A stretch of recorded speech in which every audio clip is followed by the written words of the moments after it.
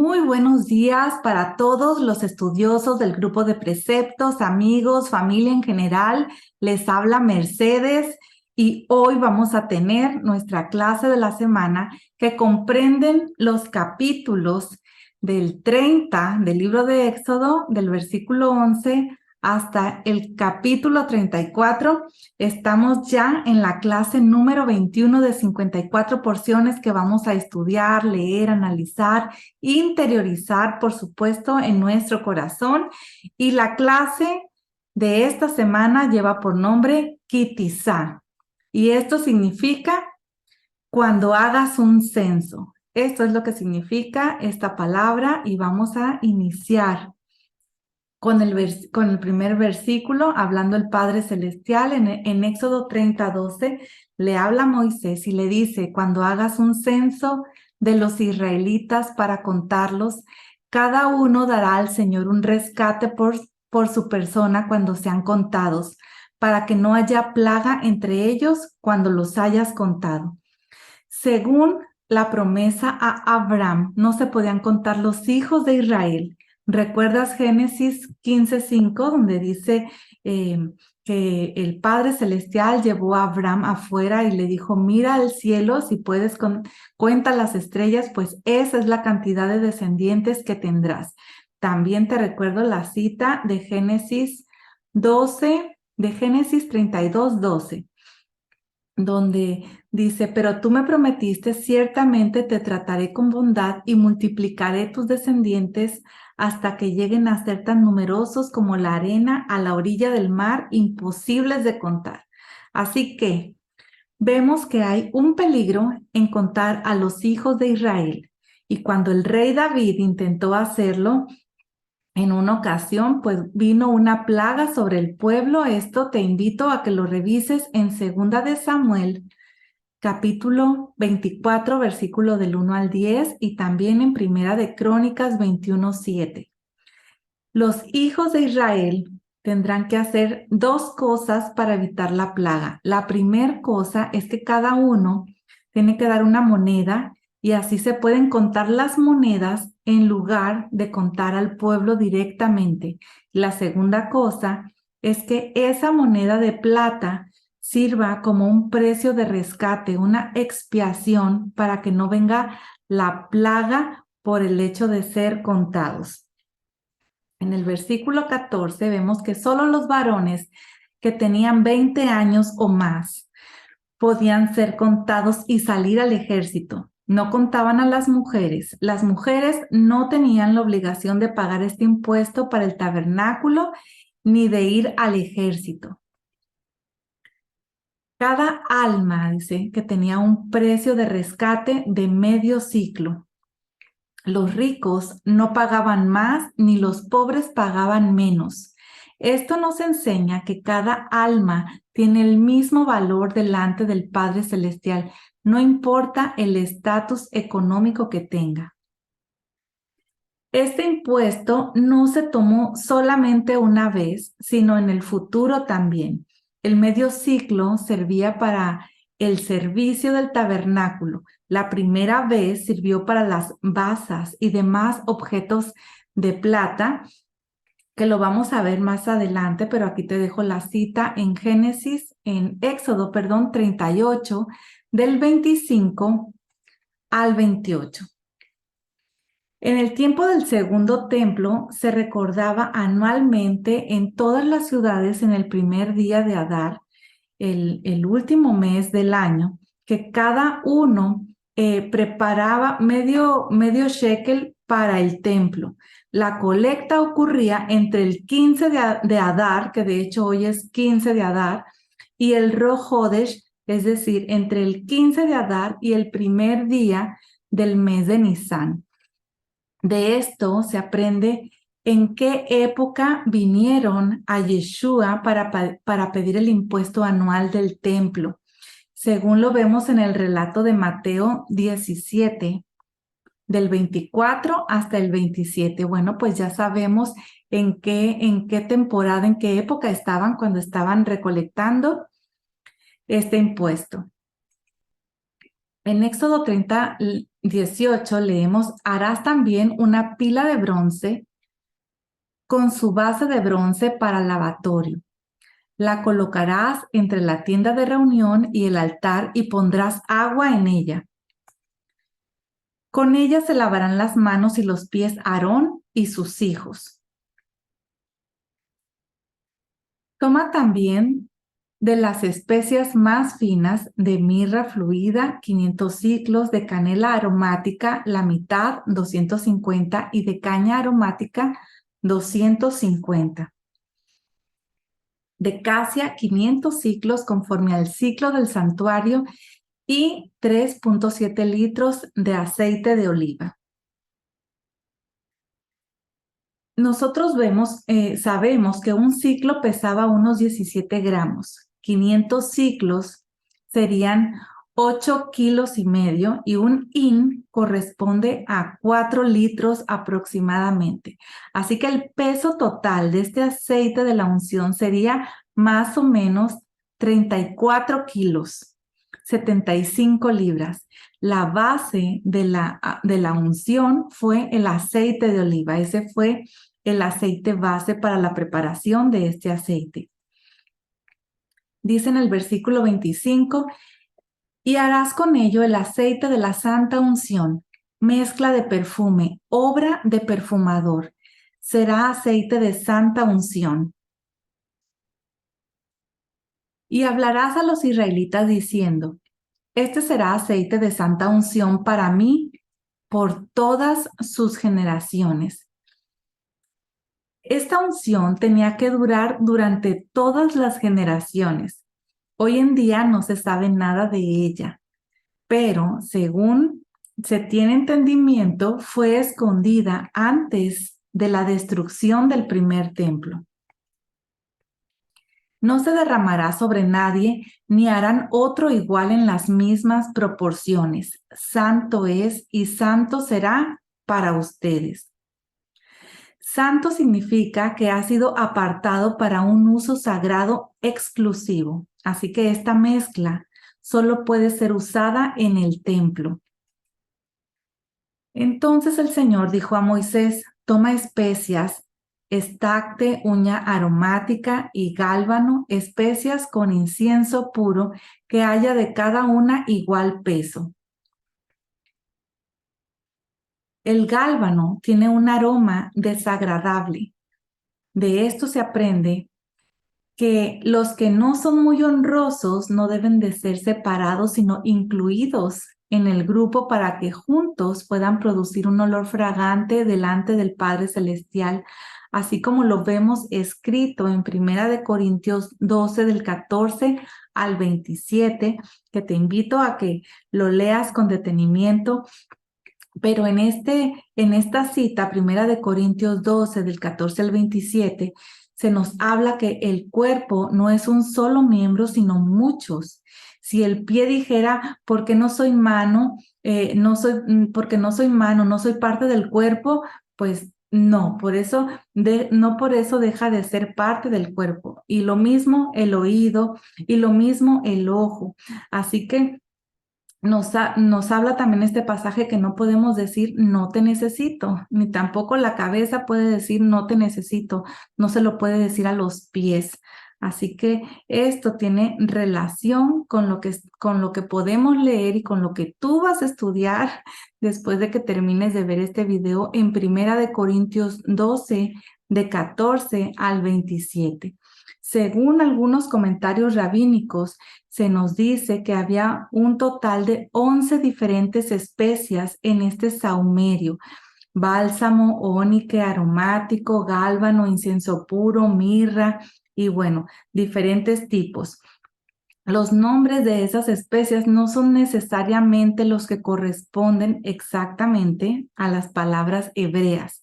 Así que esto constituye todavía un motivo de discusión entre muchos comentaristas.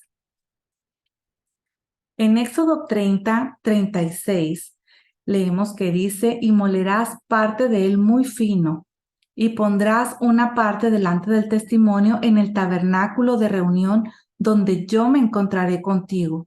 santísimo será para ustedes. El propósito principal para la construcción del tabernáculo es que haya un lugar de encuentro entre el Padre Celestial y su pueblo. La raíz de la palabra hebrea que se traduce como yo me encontraré es ya'ad y significa fijar una cita. Una cita tiene que ver con dos cosas, con el tiempo y con el lugar. Y hay ciertos tiempos que el Padre Celestial ha fijado para encontrarse con su novia, con su pueblo. Y hay un lugar fijado donde se hace el encuentro. El tabernáculo fue creado para tener un lugar fijo, para tener un encuentro divino, así como lo vemos escrito en Éxodo 25:22. Y también te voy a dejar aquí en pantalla esta cita de Éxodo 29 del 42 al 43,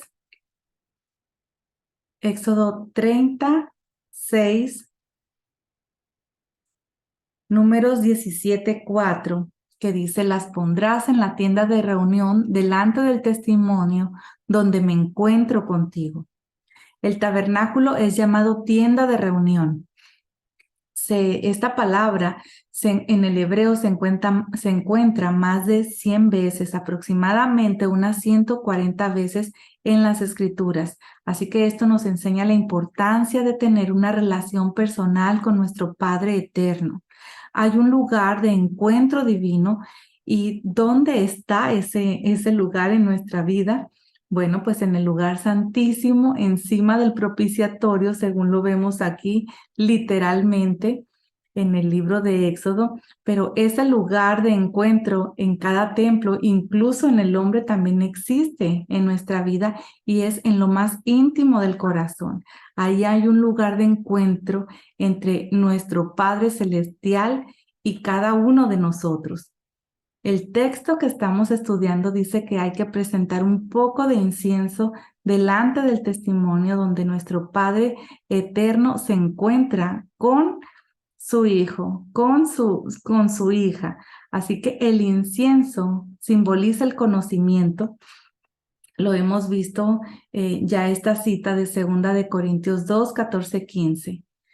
Así que cuando se habla de moler un poco del incienso y poner un poco de incienso delante del testimonio, donde hay un encuentro íntimo, se entiende como tomar una pequeña porción de las Escrituras y desmenuzarla y meditar en ella y presentarla en oración con el entendimiento en nuestras oraciones diarias. Y así es como tendremos un encuentro con nuestro Padre Celestial. Así que al momento de tomar una porción de las Escrituras y estudiarla y buscando su significado, aprendiéndola tal vez de memoria y usarla para venir delante de la presencia del Padre Celestial, es así como tenemos intimidad con Él. Nosotros entendemos así la expresión que vemos en Cantares 1 del 2 al 4, que te lo dejo aquí en pantalla para que tú lo leas con detenimiento, ya que nuestro Padre eterno desea tener esa intimidad que vemos en este versículo. Esa intimidad desea tenerla contigo. Así que usemos el incienso que tenemos y molámoslo y presentémonos todos delante de Él y luego veremos qué ocurre.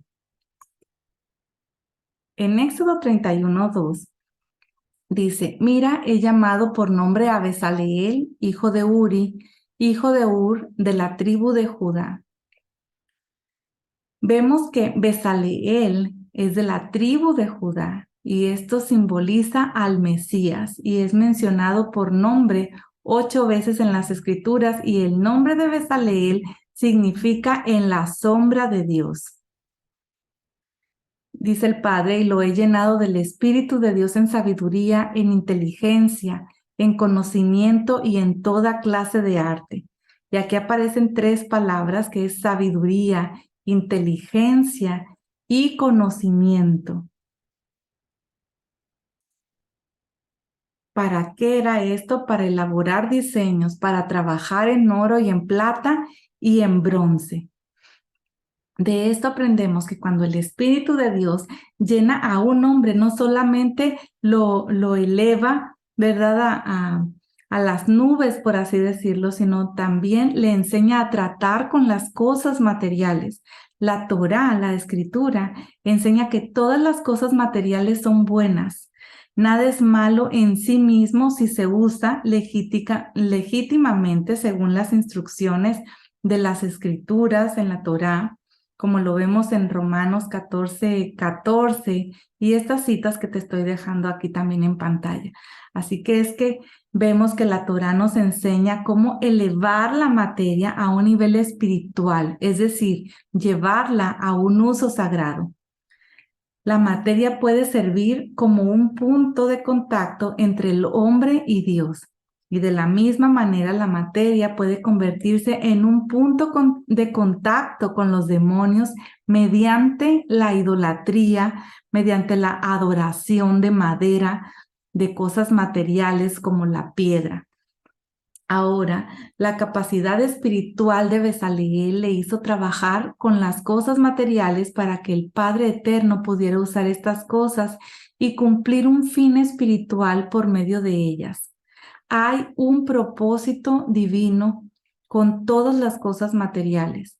El hombre ha sido creado para colaborar con el Padre Celestial para llevar a cabo ese plan divino con la materia.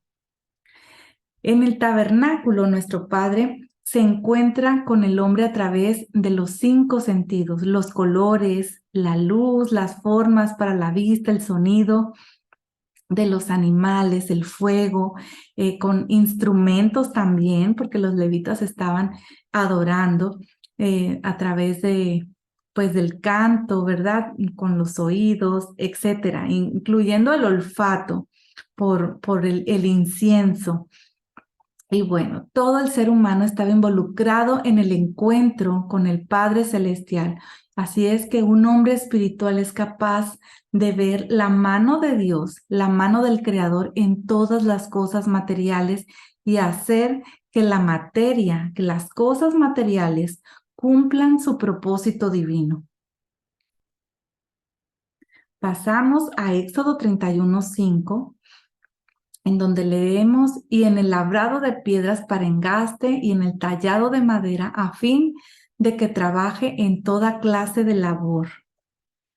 Esta palabra que se tradujo como labor significa obra, tarea, oficio, fabricación, y es la misma que se encuentra en el versículo 3, donde fue traducida como arte. Así que esta palabra es la que se usa para la obra de la creación en Génesis 2, del 2 al 3. Por esta razón, la construcción del tabernáculo es vista como una obra parecida a la de la creación. Es una obra maestra, hecha según un diseño divino, al igual que la creación.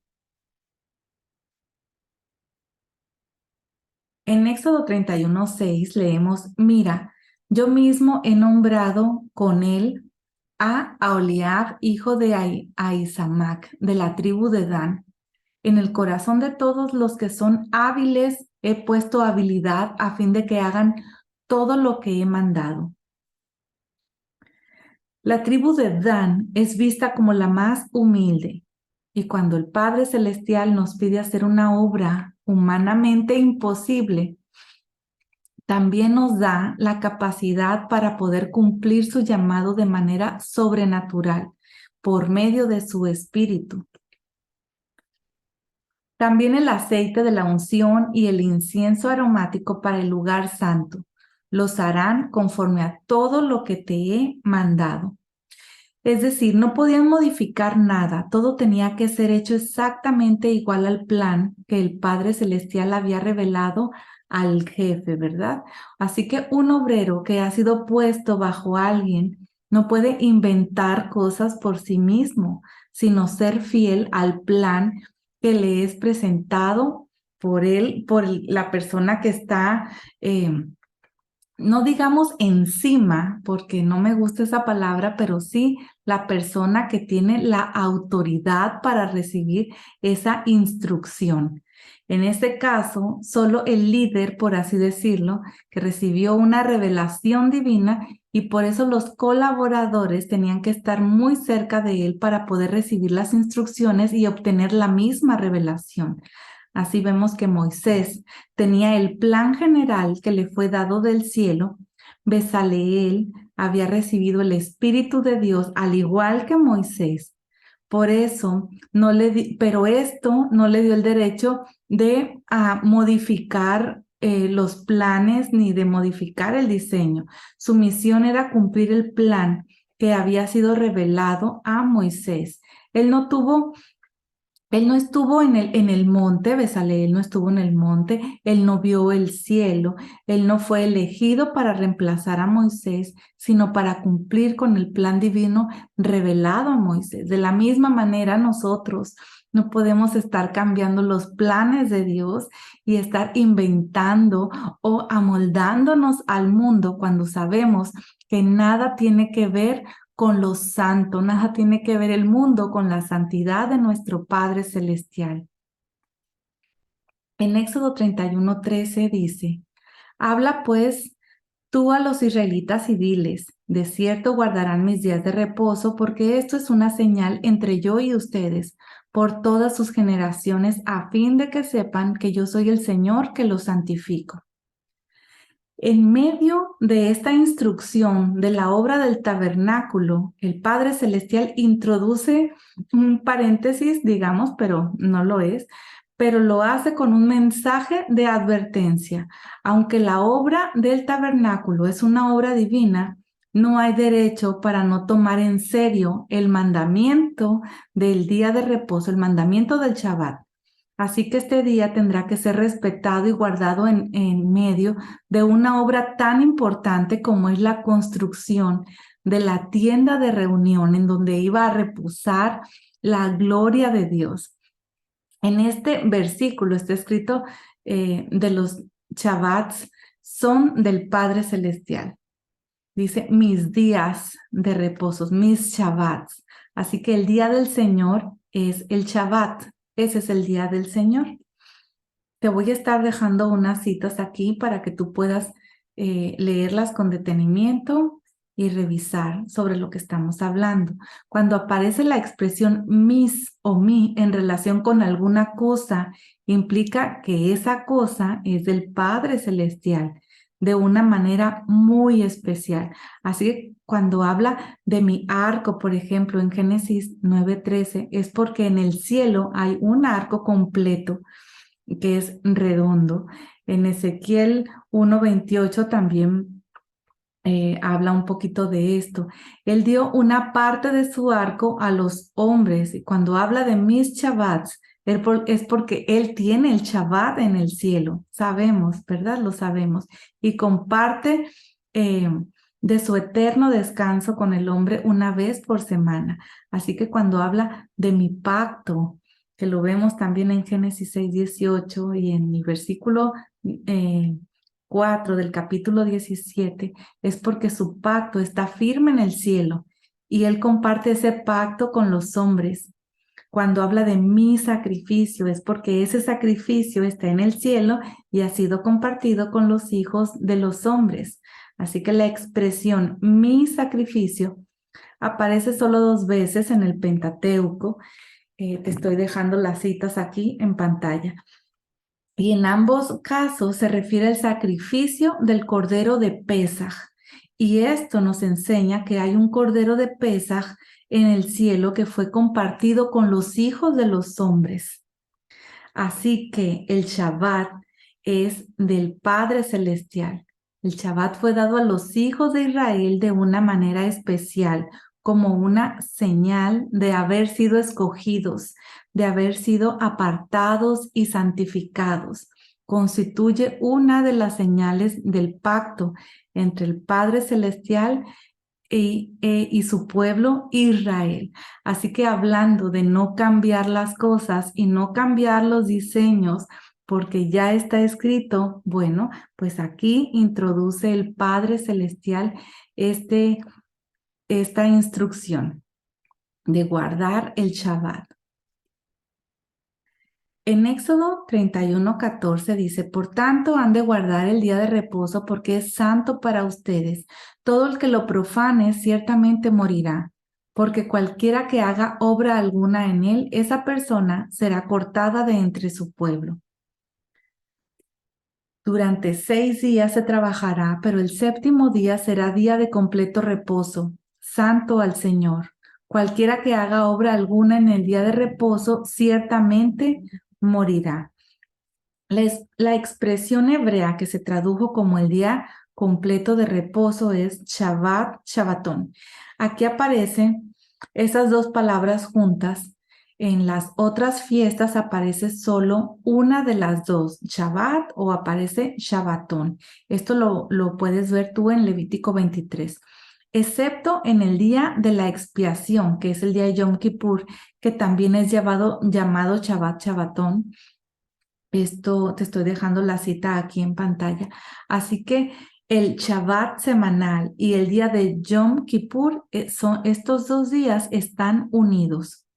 El Shabbat fue creado para dedicarse al Padre Celestial, como lo vemos escrito en Isaías 58, 13 y 14, que dice, si por causa del día de reposo apartas tu pie para no hacer lo que te plazca en mi día santo, y llamas al día de reposo delicia, al día santo del Señor honorable, y lo honras no siguiendo tus caminos, ni buscando tu placer, ni hablando de tus propios asuntos. Entonces te deleitarás en el Señor, y yo te haré cabalgar sobre las alturas de la tierra, y te alimentaré con la heredad de tu padre Jacob, porque la boca del Señor ha hablado.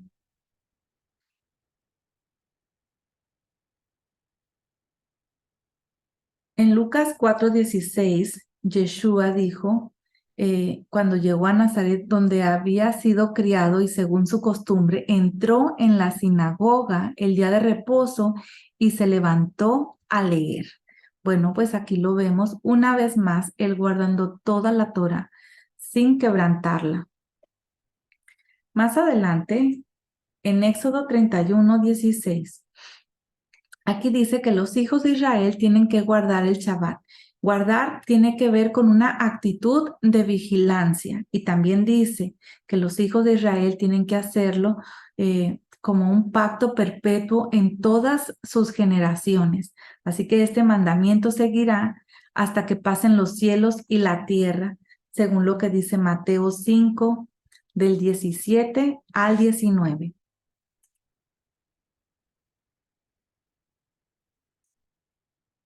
Éxodo 31:17 nos dice, es una señal entre yo y los israelitas para siempre, pues en 6 días el Señor hizo los cielos y la tierra, y en el séptimo día cesó de trabajar y reposó. La señal del pacto entre el Padre Celestial y su pueblo tiene que ver con la obra de la creación. Como Él hizo, así ellos también hacen. La palabra cesar es lo primordial aquí. Esa es la traducción del término Shabbat. Esa es la traducción de lo que es el Shabbat. Luego viene la palabra reposar. En hebreo es nafash. Y esta es la segunda prioridad del Shabbat. Así que el Shabbat también fue creado para que el hombre descanse y renueve sus fuerzas para la siguiente semana. Hay 2 tipos de santuario en el mundo. Un santuario en el espacio que estamos viendo en la construcción del tabernáculo en este caso, y hay otro santuario, y este santuario es en el tiempo. En el relato de la construcción del santuario en el espacio, el tabernáculo, viene entrelazado el relato del santuario en el templo, que es el Shabbat. En Éxodo 32:2 dice, y Aarón les respondió, quiten los pendientes de oro de sus orejas, de sus mujeres, de sus hijos y de sus hijas y tráiganmelos. Aquí vemos que los hombres llevaban también pendientes en sus orejas. Él los tomó de sus manos y les dio forma con buril e hizo de ellos un becerro de fundición, y ellos dijeron: Este es tu Dios Israel, que te ha sacado de la tierra de Egipto. El pueblo estaba acostumbrado a la idolatría de Egipto. Por eso hablaron no solamente de un Dios, sino hablaron de varios dioses, porque el verbo también aparece en plural, en ese mismo verbo en el capítulo 31, versículo 1. Así que fue una ofensa muy, pero muy grande hacer un becerro de oro. La novia, aquí la vemos que cometió adulterio en su tiempo de desposorio. Ya había recibido la ketubá, ya había recibido ya había aceptado las condiciones del pacto cuando leímos que decían: sí, haremos, obedeceremos lo que él diga. Bueno, pues ya estaba en el tiempo de desposorio y aquí cometió adulterio. Pero la ofensa más grande es tratar a ese becerro como si fuera el Padre Celestial, diciendo que ese becerro los había sacado de Egipto. Cambiaron la gloria del Padre Eterno por una cosa creada, lo cual es raíz de toda la idolatría, como lo vemos escrito en Romanos 1, del 23 al 25. En Éxodo 32:5 dice que cuando Aarón vio esto, edificó un altar delante del becerro, y Aarón hizo una proclama y dijo: mañana será fiesta para el Señor. La afrenta mayor es llamar a ese ídolo que era el Padre Celestial. Así que aquí vemos un sincretismo religioso, y esto es muy ofensivo para el Padre Celestial. No podemos decir que todas las cosas atribuírselas al Padre Celestial cuando vemos que tiene un origen pagano. Ese becerro tenía su origen en Egipto. No era el Padre Celestial. Así que tomar las prácticas paganas y las fiestas paganas y solamente cambiarles el nombre y llamarlos como si fueran fiestas de Dios, fiestas del Creador, del Padre Eterno, eso es una abominación. Es una abominación delante de nuestro Padre Celestial. Y esto es lo que se ha hecho con la celebración del domingo, llamándolo que es el Día del Señor, con la Navidad, con la Pascua cristiana, el Día de los Enamorados y otras fiestas. En lugar de seguir el orden establecido por nuestro Padre Celestial en la Torá, que aquí lo vemos escrito, bueno, pues las personas tomaron las fiestas del mundo y las llamaron santas. El día del Dios Sol, el día domingo, fue honrado como el día del Señor. Lo cambiaron. La fiesta del nacimiento del Dios Sol, del mismo Dios, le cambiaron por la celebración del nacimiento de Yeshua, pero le pusieron Jesucristo. Y bueno, así sucesivamente. En Éxodo 32:6 dice: al día siguiente se levantaron temprano y ofrecieron holocaustos y trajeron ofrendas de paz. El pueblo se sentó a comer y a beber y se levantó a regocijarse. Este texto fue citado de hecho por el apóstol Pablo en 1 Corintios 17. La idolatría, vemos, está íntimamente ligada a la infidelidad, a la inmoralidad sexual. La infidelidad espiritual produce infidelidad relacional y sexual. Una cosa se deriva de la otra. La idolatría es adulterio espiritual.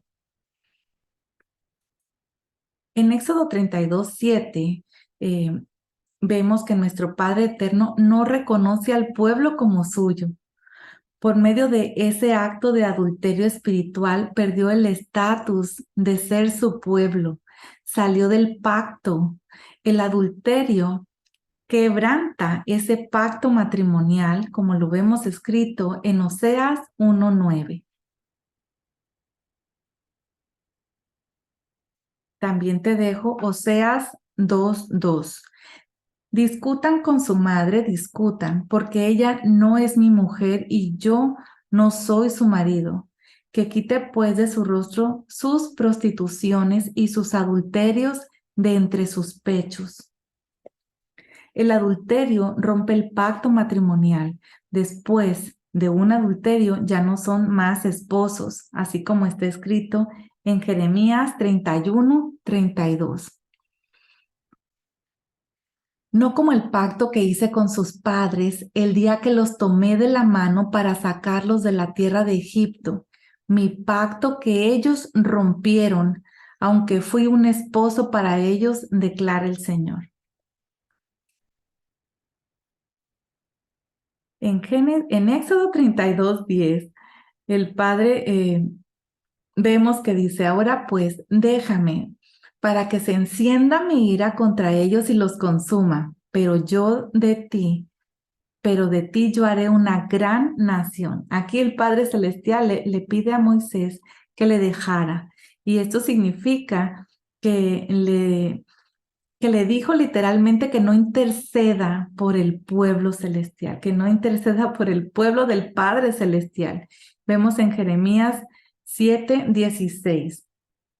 También algo de esto dice, en cuanto a ti, no ruegues por este pueblo, ni levantes por ellos clamor ni oración, ni intercedas ante mí porque no te oiré. Moisés tuvo la oportunidad de ser elevado a un padre de una nueva nación, pero se rehusó. En lugar de exaltarse a sí mismo, lo que hizo fue que se humilló y estaba dispuesto a dar su vida para salvar al pueblo. El profeta como Moisés es Yeshua.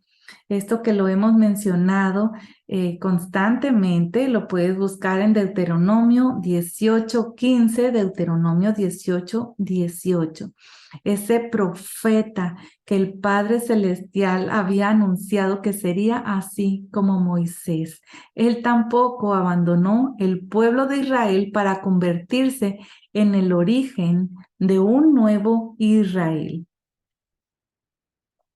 Entonces Moisés suplicó ante el Señor su Dios y dijo, oh Señor, ¿por qué se enciende tu ira contra tu pueblo, que tú has sacado de la tierra de Egipto con gran poder y con mano fuerte contra tu pueblo? Moisés vemos que presenta tres argumentos principales a favor del pueblo. El padre le había dicho en el versículo 7 que el pueblo era de Moisés y que él lo había sacado de Egipto. Así que Moisés le contesta diciendo que el pueblo es de él y que él lo sacó de Egipto con grandes milagros. En el versículo 12 vemos que Moisés argumenta a favor del honor del nombre de nuestro Padre. Los gentiles van a pensar mal del Padre eterno si mata a su pueblo en el desierto. El testimonio ante las naciones es muy importante y por eso no se debe hacer algo que los haga pensar mal del Dios de Israel, como está escrito en Ezequiel 20, del 5 al 22, que dice, diles, así dice el Señor Dios, el día que escogí a Israel y juré a los descendientes de la casa de Jacob, me di a conocer a ellos en la tierra de Egipto y les juré, yo soy el Señor su Dios. Aquel día les juré que los sacaría de la tierra de Egipto a una tierra que yo había escogido para ellos, que emana leche y miel, y que es la más hermosa de todas las tierras, y les dije, cada uno arroje las cosas detestables que les atraen y no se contaminen con los ídolos de Egipto. Yo soy el Señor su Dios. Pero se rebelaron contra mí y no quisieron escucharme. No arrojaron las cosas detestables que les atraían ni abandonaron los ídolos de Egipto. Entonces decidí derramar mi furor sobre ellos para desahogar contra ellos mi ira en medio de la tierra de Egipto. Pero Actué en consideración a mi nombre para que no fuera profanado ante los ojos de las naciones en medio de los cuales vivían y a cuya vista me habían dado a conocer sacándolos de la tierra de Egipto. Los saqué, pues, de la tierra de Egipto y los llevé al desierto. Les di mis estatutos y les hice conocer mis decretos por los cuales el hombre vivirá si los cumple. También les di mis días de reposo por señal entre ellos y yo, para que supieran que yo soy el Señor, el que los santifica. Pero la casa de Israel se rebeló contra mí en el desierto, no anduvieron en mis estatutos y desecharon mis decretos, por los cuales el hombre que los cumple vivirá. Y mis días de reposo profanaron en gran manera.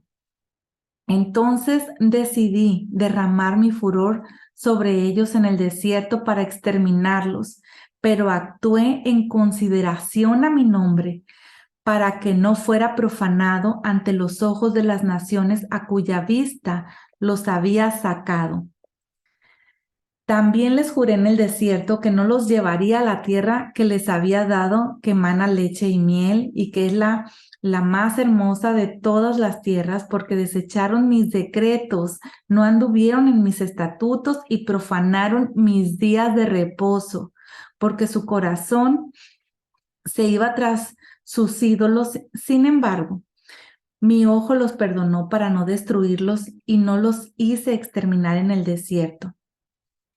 Y dije a sus hijos en el desierto, no anden en los estatutos de sus padres, ni guarden sus decretos, ni se contaminen con sus ídolos. Yo soy el Señor su Dios.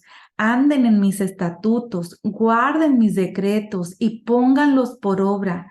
Santifiquen mis días de reposo y que sean una señal entre yo y ustedes para que sepan que yo soy el Señor su Dios. Pero los hijos se rebelaron contra mí, no anduvieron en mis estatutos, ni tuvieron cuidado de cumplir mis decretos, por los cuales el hombre que los cumple vivirá. Además, profanaron mis días de reposo. Entonces decidí derramar mi furor sobre ellos para desahogar contra ellos mi ira en el desierto.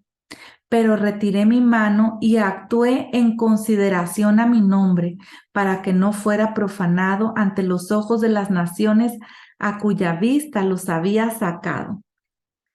Te acabo de leer Ezequiel 20 del 5 al 22 y te invito a que tú lo leas de nuevo. También te dejo esta cita, Ezequiel 36, 21 hasta el 24.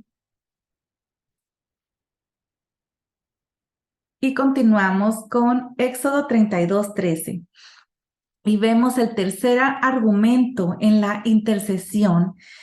Es el mérito de los padres y el juramento que el Padre Celestial les hizo al decir que iba a multiplicar su descendencia y luego darles a la tierra, darles la tierra de la promesa. Si ahora ha cumplido la primera parte de la promesa, pues ¿cómo va a exterminarlos ahora y no cumplir esta segunda parte que es introducirlos en la tierra? En el versículo 14 dice, y el Señor desistió de hacer daño que había dicho que haría a su pueblo. ¿Será que el Padre Celestial puede cambiar sus planes? Pues no, sabemos que no puede cambiar sus planes generales, pero sí puede cambiar la manera de cumplir esos planes generales. Y esta, digamos, lucha que hubo entre Moisés y el Padre Celestial fue una lucha entre la justicia del Padre Eterno revelada en la sentencia de la muerte de la adúltera. Y aquí te dejo esta cita en Deuteronomio 22, del 23 al 24. Y también fue la misericordia del Padre Celestial revelada en la intercesión de Moisés y la decisión final de perdonar al pueblo del Señor. El perdón de nuestro Padre muestra que un esposo puede perdonar a su cónyuge, aunque haya cometido adulterio. No está obligado a divorciarse, como está escrito en Oseas 3:1. El versículo 15 leemos: Entonces se volvió Moisés y descendió del monte con las 2 tablas del testimonio en su mano, tablas escritas por ambos lados. Por uno y por el otro estaban escritas.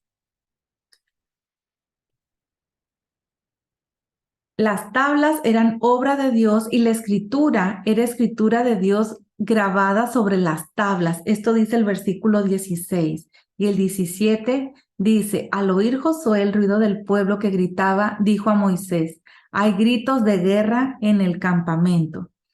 Josué había puesto su tienda a los pies del monte y no estaba con el pueblo. Era un ayudante fiel, siempre listo para atender las necesidades de Moisés. Por esta fidelidad pudo luego ser el sucesor de Moisés. Tan pronto como Moisés se acercó al campamento, vio el becerro y las danzas. Se encendió la ira de Moisés, arrojó las tablas de sus manos y las hizo pedazos al pie del monte.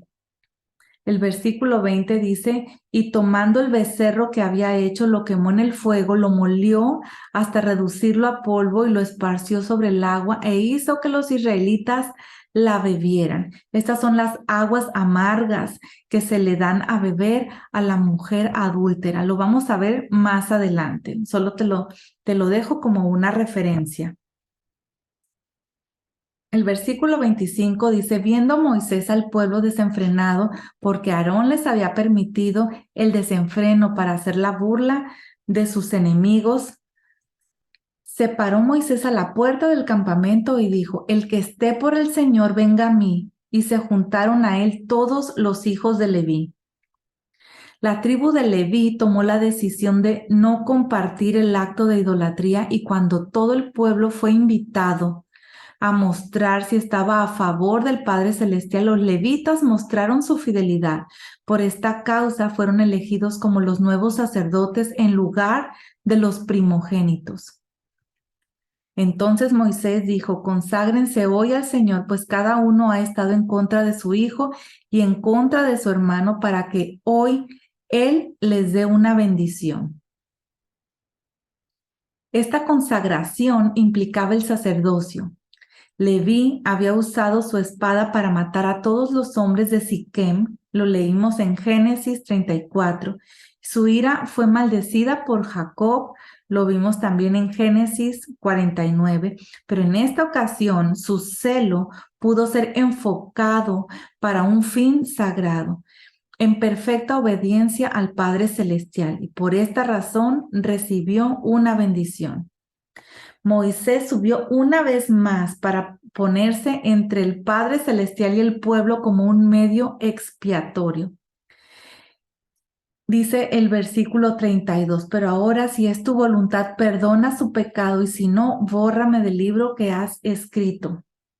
Moisés se sacrificó a sí mismo por amor del pueblo, de la misma manera como el Mesías. Pero ahora ve, conduce al pueblo a donde te he dicho. Mi ángel irá delante de ti, pero el día que yo los visite, los castigaré por su pecado. Los visite, dice que los castigará. Ahora el Padre Eterno no quiere habitar, no quiere morar dentro del pueblo con su presencia manifiesta, con su Shekinah, sino quiere enviar un ángel en su lugar. La palabra que se tradució como los visite y castigaré significa también tomar en cuenta. Por la intercesión de Moisés, el pueblo no fue castigado del todo en ese momento por lo que había hecho, sino que lo será más adelante. Entonces el Señor dijo a Moisés: Anda, sube de aquí tú y el pueblo que has sacado de la tierra de Egipto, a la tierra de la cual juré a Abraham, Isaac y a Jacob, diciendo: A tu descendencia la daré. Todavía el Padre Celestial no dice que Israel es su pueblo, tampoco dice que Él va a ir con ellos. Aquí lo vemos en Éxodo 33:1. En el versículo 2 dice, enviaré un ángel delante de ti y echaré fuera a los cananeos, amorreos, hititas, fereceos, heveos y jebuseos. Sube a una tierra que mana leche y miel, pues yo no subiré en medio de ti, oh Israel, no sea que te destruya en el camino porque eres un pueblo terco, de dura cerviz, eso es lo que significa. Así que en el proyecto de tabernáculo aquí quedaría suspendido este proyecto. El carácter de una cerviz dura puede servir para bien o para mal. En cuanto a no inclinarse y aceptar la voluntad del Padre Celestial, pues esto es malo. Pero en cuanto a resistir a las presiones del pueblo, ser terco a eso, esto es bueno, ¿verdad? No ceder a la idolatría y no ceder a la asimilación de las naciones. En el versículo 12 leemos, entonces Moisés dijo al Señor, mira, tú me dices, haz subir a este pueblo, pero tú no me has declarado a quién enviarás conmigo. Además, has dicho, te he conocido por tu nombre y también has hallado gracia ante mis ojos. La base de la oración de Moisés es la palabra del Padre Celestial, lo que Él le ha dicho. Así que para que una oración tenga éxito, tendrá que estar basada en la Escritura. El versículo 13 dice, ahora pues si he hallado gracia ante tus ojos, te ruego que me hagas conocer tus caminos. Para que yo te conozca y halle gracia ante tus ojos, considera también que esta nación es tu pueblo. Ese deseo de conocer al Padre Celestial, de conocer, es, es lo más hermoso o sublime, se puede decir, que un ser humano pueda tener. Es un deseo más puro. Y Moisés pidió tres cosas para sí mismo, que era conocer el camino del Padre Celestial, ¿verdad? Su proceder, su manera de actuar. Dos, conocerlo a Él. Esto es muy profundo. Uno que conoce a otra persona no solamente conoce lo que hace o dice, sino también el motivo detrás de lo que hace o lo que dice. Eso es hermoso. También vamos a ver en el versículo 18 que lo que pidió Moisés era ver la gloria del Padre. Y esto es el peso de la manifestación de Él mismo. Y también vemos aquí que él pidió que el pueblo fuera reconocido como que era el pueblo del Padre Celestial, el pueblo del Creador.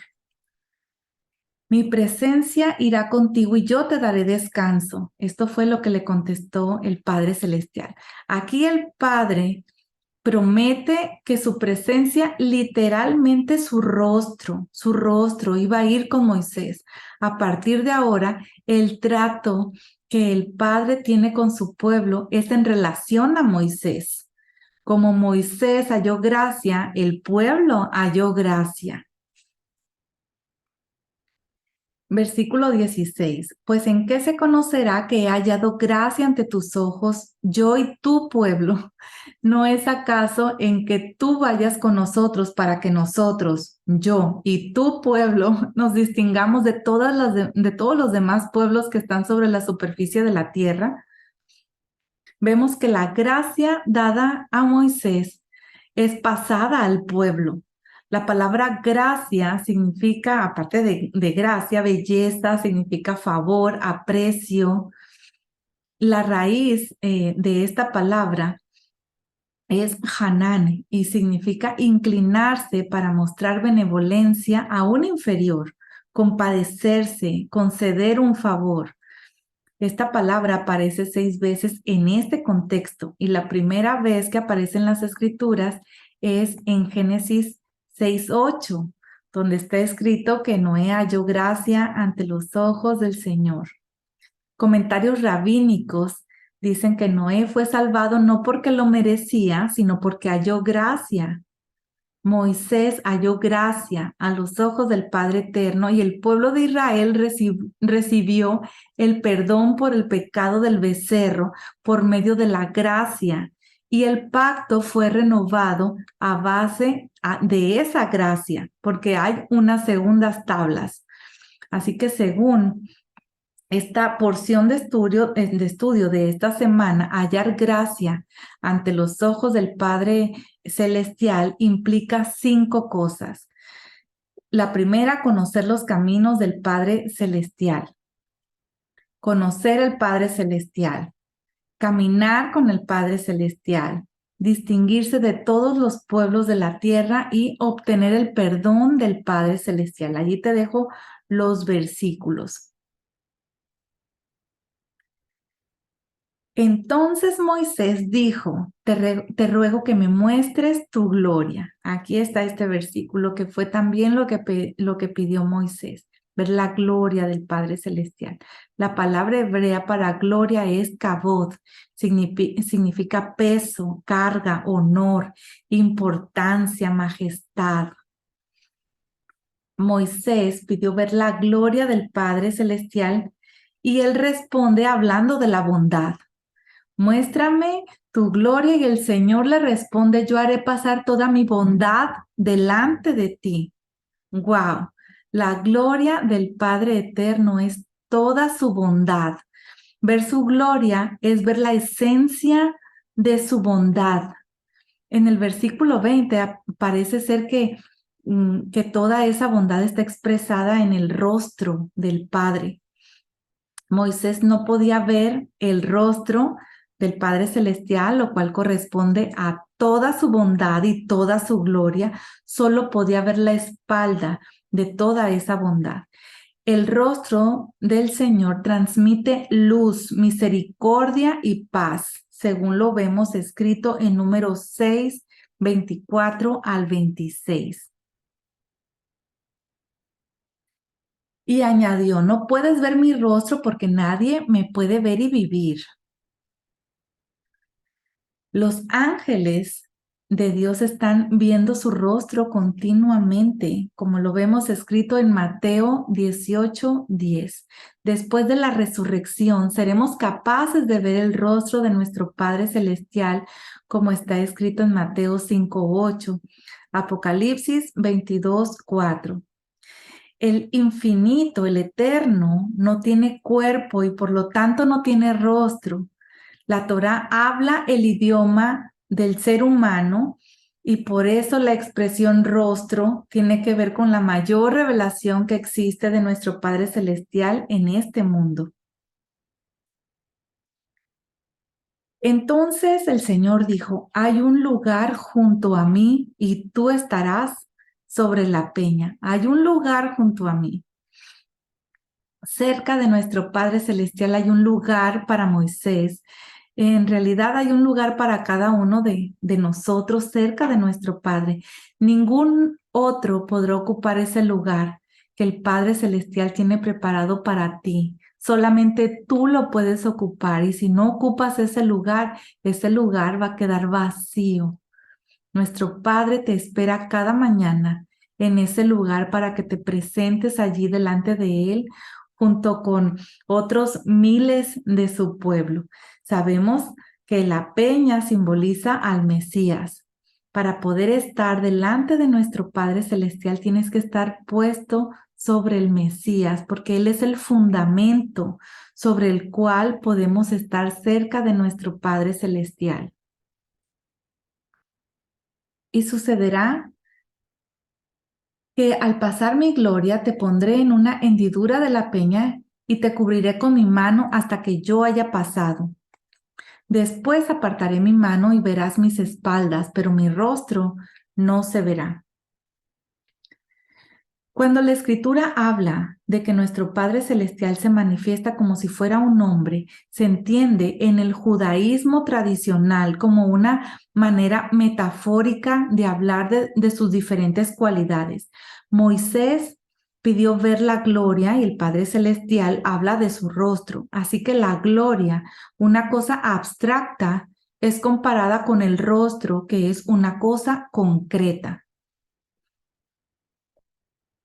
Prepárate pues para la mañana y sube temprano al monte Sinaí y allí preséntate a mí en la cumbre del monte.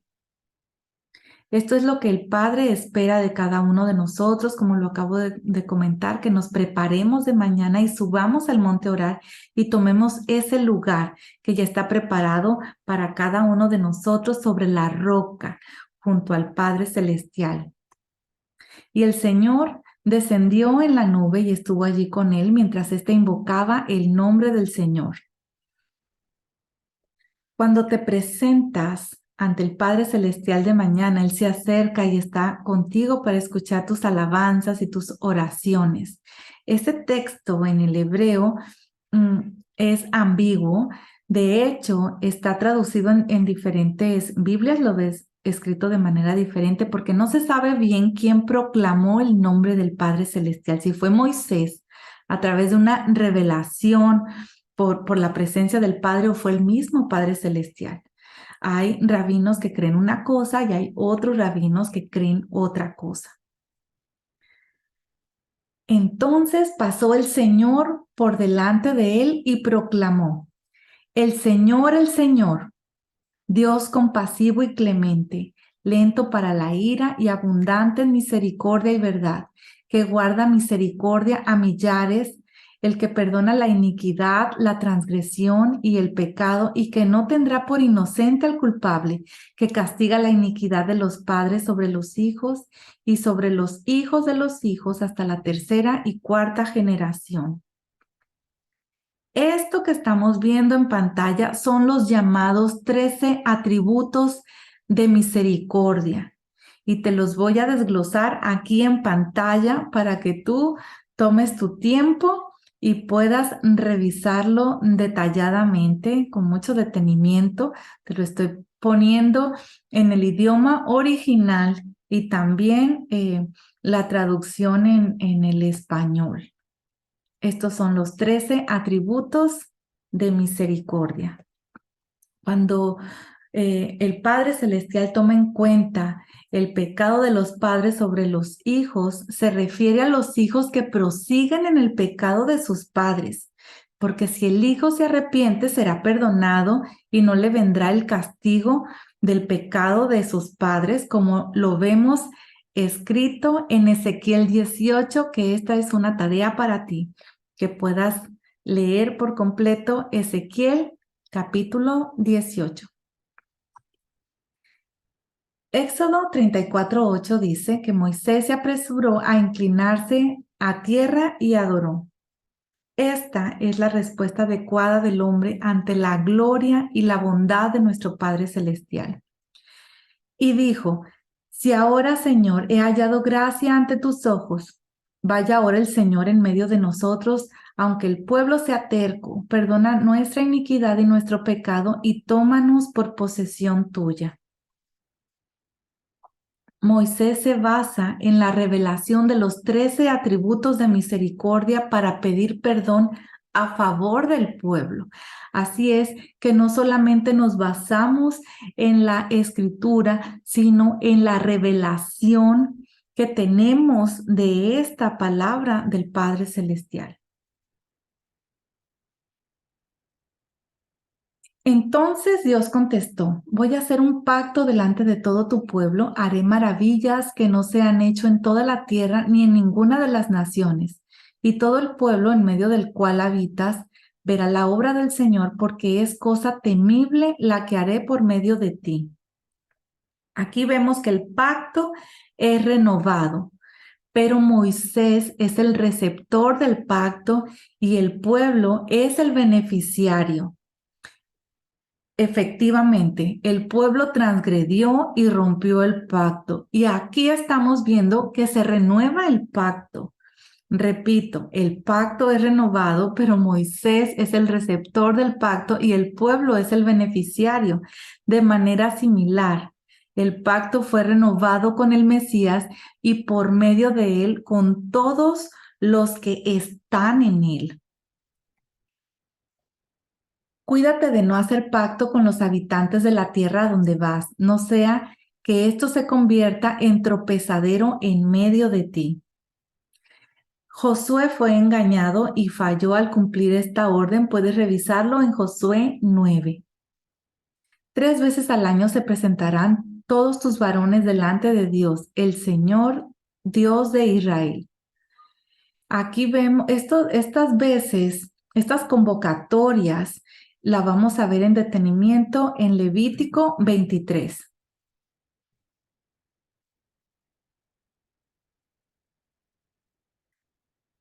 Entonces el Señor dijo a Moisés: escribe estas palabras, porque conforme a estas palabras he hecho un pacto contigo y con Israel. En el versículo anterior también vimos que el Padre Celestial, no quiero dejarlo pasar, se llama el Dios de Israel. Aquí es de nuevo, dice el Dios de Israel, y esto muestra que ya se ha renovado el pacto matrimonial con su pueblo. El pacto fue hecho con Moisés y con Israel, y de la misma manera tenemos a Yeshua como el mediador del pacto renovado con Israel, como lo vemos en Hebreos 8:6. Pero ahora Yeshua ha obtenido un ministerio tanto mejor, por cuanto Él es también el mediador de un mejor pacto establecido sobre mejores promesas. También te voy a dejar Hebreos 9:15.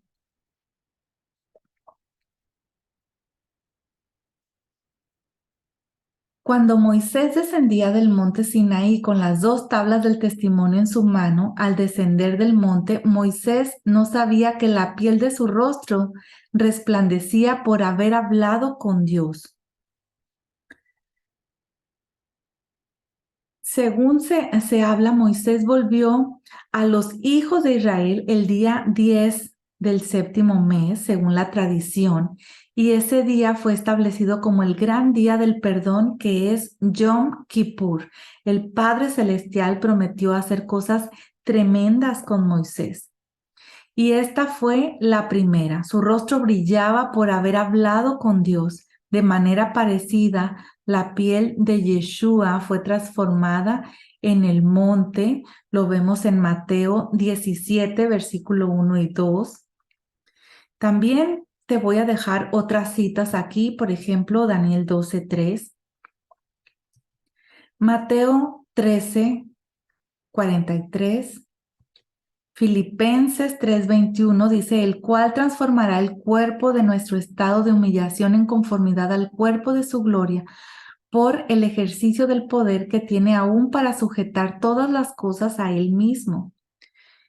También te voy a dejar Apocalipsis 1:16. Dice: en su mano derecha tenía 7 estrellas, y de su boca salía una espada aguda de 2 filos. Su rostro era como el sol cuando brilla con toda su fuerza.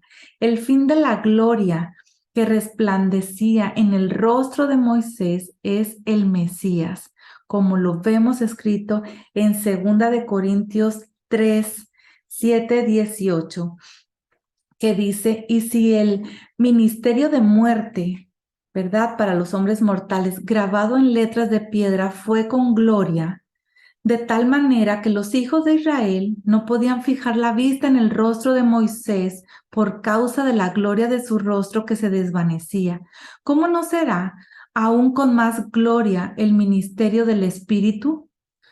Porque si el ministerio de condenación tiene gloria, mucho más abunda en gloria el ministerio de justicia. Pues en verdad lo que tenía gloria en este caso no tiene gloria por razón de la gloria que lo sobrepasa. Porque si lo que se desvanece fue con gloria, mucho más es con gloria lo que permanece. Aquí está hablando de la vida indestructible. Teniendo por tanto tal esperanza, hablamos con mucha franqueza y no somos como Moisés, que ponía un velo sobre su rostro para que los hijos de Israel no fijaran su vista en el fin de aquello que había de desvanecerse. Pero el entendimiento de ellos se endureció, porque hasta el día de hoy, en la lectura del antiguo pacto, el mismo velo permanece sin alzarse, pues solo en el Mesías es quitado.